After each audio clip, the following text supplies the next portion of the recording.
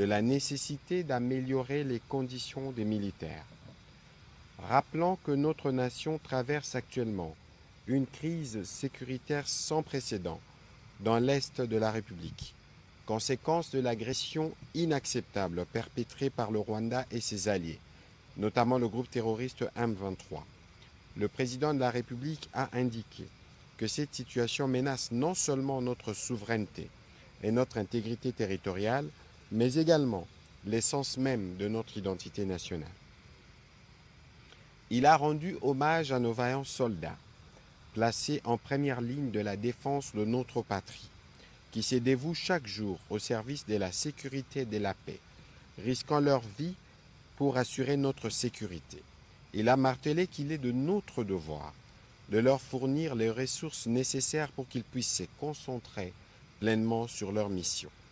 Le président de la République a demandé la mise en œuvre immédiate des mesures destinées à augmenter leur solde des primes de combat, en particulier pour ceux déployés en zones opérationnelles. Il est également impératif de veiller à la prise en charge de leurs familles et dépendants, en particulier pour ceux qui sont au front.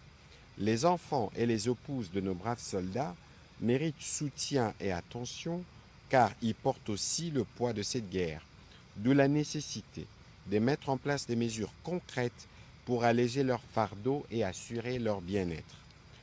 La Première ministre a été engagée à ouvrir une réflexion profonde au niveau du gouvernement pour procéder à l'augmentation imminente de la solde et de la prime de militaires, en réservant un cachet spécial à ceux qui sont au front et dans les zones opérationnelles.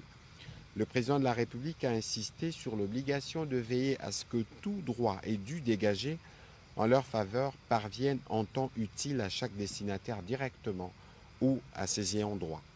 Dans les mêmes ordres, le gouvernement devra trouver des voies et moyens pour générer un statut particulier au profit des épouses et enfants militaires, notamment en ce qui concerne la prise en charge de soins médicaux, les frais de scolarité et autres besoins vitaux. Un rapport est attendu à ces propos dans 7 jours.